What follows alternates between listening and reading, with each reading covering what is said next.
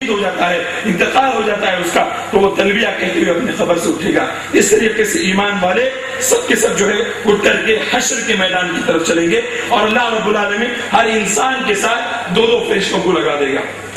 اب جو کفار اندھے بن کر کے اٹھیں گے، وہ ٹھوکریں کھاتے ہوئے، گرتے پڑتے، سنبھلتے کرتے ساری چیزیں جو ہے حشر کے میدان تک پہنچیں گے، اور جو لوگ چوٹی کی شکل میں آئے ہوئے بنے نکلے ہوں گے اپنے خبروں سے، ان کو لوگ جو ہے رونتے ہوئے ان کو کچلتے ہوئے چل رہے ہوں گے، اور جو لوگ سر کے بل جو نکلیں گے خبروں کے اندر، وہ ذلت سے اپنے سفر، ذلت اور پستی کے ساتھ وہ اپنے سفر کو طے کر رہے ہوں گے، اور کچھ کافر لوگ ایسے بھی ہوں گے جن کو آگ جو ہے حشر کے میدان تک کھینچ کر کے لے جائیں گے،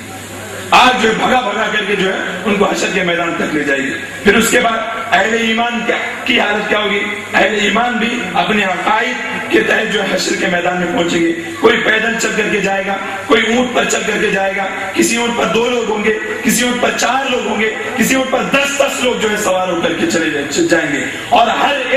ہر ایک کو یہ چیز معلوم ہوگی، سب کے سب جو خاموشی کے ساتھ، پوری سکوت کے ساتھ، پورے اطمینان کے ساتھ جا رہے ہوں گے، اور سب کے چہروں پر جو خوف طاری ہوگا، کسی کے سانس کی آواز تک جو نہیں آ رہی ہوگی، اتنی خاموشی سے سب لوگ جا رہے ہوں گے، اور ہر ایک کو معلوم یہ ہوگا، ہر ایک کے دل میں یہ بات ہوگی کہ ان کو ان کی دنیا کے امتحان کا رزلٹ ملنے والا ہے، انہوں نے دنیا میں جو کام کیے ہیں اس کا رزلٹ دیا جانے والا ہے، اس لیے سب لوگ خاموشی کے ساتھ جا رہے ہوں گے۔ جب حشر کے میدان میں، یہ تیسرا مرحلہ ہے، جب حشر کے میدان میں سب لوگ جمع ہو جائیں گے، اللہ تبارک و تعالیٰ کا اعلان ہوگا، وَامْتَازُوا الْيَوْمَ أَيُّهَا الْمُجْرِمُونَ، اے مجرموں تم لوگ مومنوں سے الگ ہو جاؤ۔ جو لوگ دنیا کے اندر مجرمانہ زندگی گزارے ہیں، شرک میں، تکبر میں، غرور میں، گھمنڈ میں، ظلم میں، غیبت میں، چغلی میں، جھوٹ میں، یہ سارے گناہ جن کے اندر پائے جاتے ہیں، ارے وہ مجرموں الگ ہو جاؤ ایمان والوں کے ساتھ، ایمان والوں کے ساتھ تمہارے کھڑے ہونے کا حق نہیں ہے۔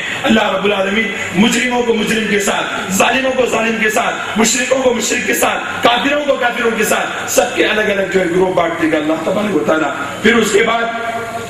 سب لوگ میدان حشر میں ننگے بدن، ننگے پاؤں کھڑے ہوں گے، سورج 1 میل کے فاصلے پر ہوگا، سورج 1 میل کے فاصلے پر ہوگا۔ آپ کو معلوم ہونا چاہیے میرے دوستوں، آج اس دنیا کے اندر جو سورج ہم پر طلوع ہوتا ہے وہ اس دنیا سے 9 کروڑ 30 لاکھ میل کی دوری پر ہے، 9 کروڑ 30 لاکھ میل کی دوری پر ہے، تب بھی ہم کو اس کی گرمی برداشت نہیں ہوتی، زمین گرم ہو جاتی ہے تو ہم خالی پیر سے جو ہے اس زمین کو اپنے پیر سے نہیں رہ سکتے، تو وہ سورج 9 کروڑ 30 لاکھ کی دوری سے جو 1 میل کی دوری پر آ جائے گا، تو ذرا سوچئے کیا حالت ہوگی۔ اللہ کے نبی صلی اللہ علیہ وسلم نے لوگ اپنے اپنے گناہوں کے تحت، اپنے اپنے اعمال کے تحت پسینوں میں ڈوبے ہوئے ہوں گے، کوئی ٹخنے تک پسینے میں ڈوبا ہے، کوئی گھٹنوں تک پسینے میں ڈوبا ہے، کوئی چھاتی تک جو پسینے میں ڈوبا ہے، کوئی مکمل پسینے میں ڈوبا ہوا ہے۔ ایسا مضطرب حالات ہیں، ایسے مشکل حالات ہیں، ایسے وقت میں جب انسان کو بھوک ستاتی ہے، شدت پیاس آتی ہے، اللہ کے نبی صلی اللہ علیہ وسلم نے، طبرانی کی روایت ہے، اللہ کے نبی صلی اللہ علیہ وسلم نے فرمایا اس میدان کے اندر لوگ 50,000 سال تک کھڑے ہوئے رہیں گے، سورج کے نیچے 50,000 سال تک کھڑے ہوں گے، اور تنگ ہو کر کے یہ دعا کریں گے کہ اے اللہ ہمیں اس مصیبت سے نجات دلا، خواہ جہنم میں بھیج کر اسے۔ پھر اس کے بعد لوگ تک آ کر کے سب سے پہلے آدم علیہ السلام کے پاس بھاگیں گے، انبیاء علیہ السلام کے پاس بھاگیں گے، سب کو ان کے مرتبے کا حوالہ دے کر کے کہیں گے کہ اے اللہ کے نبی اللہ تبارک و تعالیٰ کے پاس درخواست کیجیے کہ اللہ رب العالمین حشر کا میدان قائم کرے۔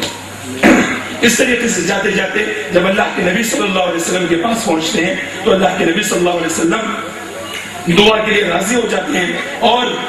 اللہ کے نبی صلی اللہ علیہ وسلم کو حشر کے میدان سے مقام محمود پر لے جایا جاتا ہے،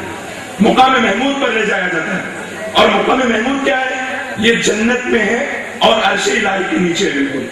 اللہ کے نبی صلی اللہ علیہ وسلم دعا فرمائیں گے، اور ایک عرصے کے بعد اللہ رب العالمین کا جب غصہ ٹھنڈا ہوگا تو اللہ رب العالمین اللہ کے نبی جناب محمد رسول اللہ صلی اللہ علیہ وسلم سے فرمائیں گے کہ اے محمد صلی اللہ علیہ وسلم اپنا سر اٹھائیے اور جو سوال کرنا ہے سوال کیجیے، آج آپ کے سوالوں کو سنا چاہیے گا۔ تو اللہ کے نبی صلی اللہ علیہ وسلم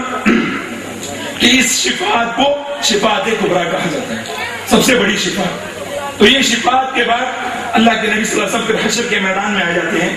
اللہ رب العالمین اپنے سارے فرشتوں کے ساتھ حشر کے میدان میں نزول فرماتے ہیں، حشر کے میدان میں نزول فرماتے ہیں، اور زمین کے کناروں پر سارے کے سارے فرشتے پورے ادب کے ساتھ صف بندی کے ساتھ کھڑے ہو جاتے ہیں اور اللہ رب العالمین کے عرش کو 8 بڑے بڑے فرشتوں نے اٹھایا ہوا ہوگا. پھر اس کے بعد فرشتوں کو حکم ہوگا کہ سب کے اپنے اپنے رزلٹ پیش کیے جائیں, لوگوں کے اپنے اپنے رزلٹ پیش کیے جائیں. کیا ہوگا؟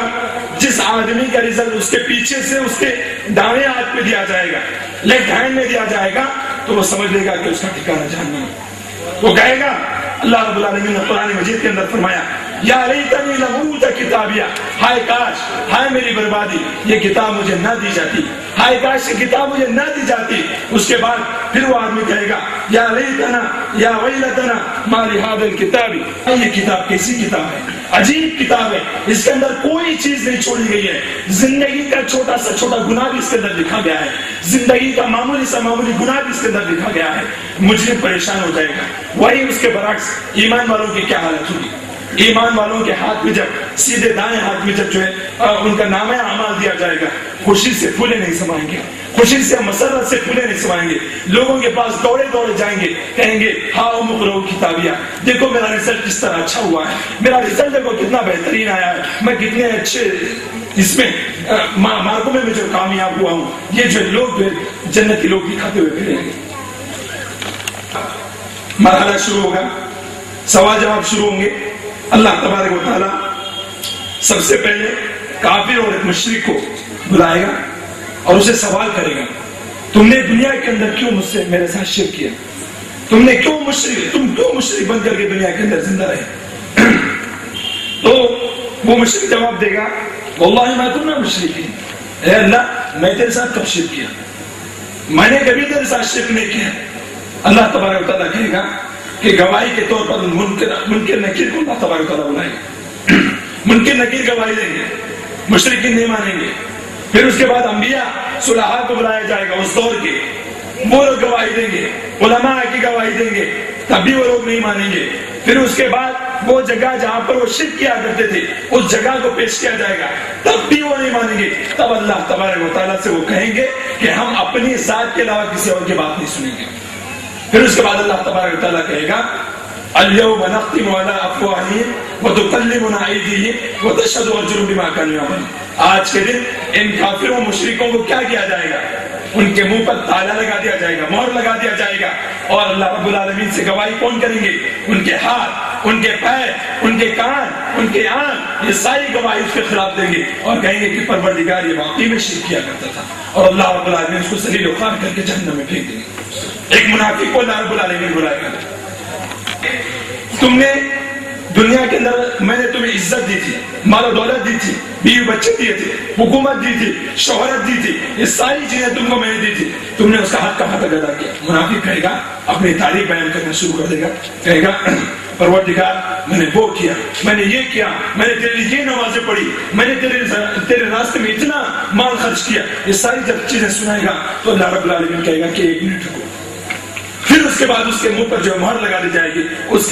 کے ہاتھ, اس کے پیر اس کے خلاف گواہی دیں گے اور کہیں گے کہ پروردگار یہ سب اس لیے کیا کرتا تھا تاکہ دنیا والے اس کو بڑا سمجھے, تاکہ دنیا والے اس کو عزت کریں, تاکہ دنیا والے اس کو اپنا بڑا مانے, اس لیے جو ہے یہ جو اس طرح کے کام کیا کرتا تھا اس کو بھی ذلیل کر کے جو ہے جہنم کے اندر پھینک دیا جائے گا. پھر اس کے بعد اللہ رب العالمین ایمان والوں سے سوال کرے گا, اس کا انداز یہ رحمت رحمت کو لے لے گا. پھر اس سے سوال کرے گا کہ میرے بندے بول, میرے پیارے بندے بول, کیا تو نے یہ گناہ نہیں کیا؟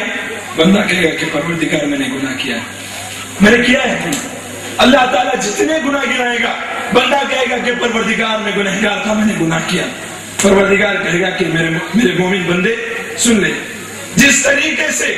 میں نے اس دنیا کے اندر تیرے گناہوں پر پردہ ڈال رکھا تھا, آج قیامت کے دن فرشتوں کی گواہی کے طور پر میں بھی اب بھی تیرے گناہوں پر پردہ کرتا ہوں اور تیرے گناہوں کو معاف کرتا ہوں, جا تو جنت کے اندر خوشی کے ساتھ چلا جا. تو یہ جو ہے حساب دیا جائے گا. حقوق اللہ میں, اللہ کے حقوق میں سب سے پہلے نماز کا سوال کیا جائے گا, جس کے بارے میں اللہ کے نبی صلی اللہ علیہ وسلم نے فرمایا الصلاۃ مفتاح الجنہ, کہ نماز جنت کی کنجی ہے. اور پھر اس کے بعد حقوق العباد میں قتل کا سب سے پہلے حساب لیا جائے گا, اس کے بعد دوسرے عمل کا, اس کے بعد آخرت میں سب سے آخری مرحلہ, آخرت کی سب سے آخری منزل جو ہے اور سب سے کٹھن سب سے مشکل وہ ہے پل صراط، پل صراط سب سے کٹھن ہوگا۔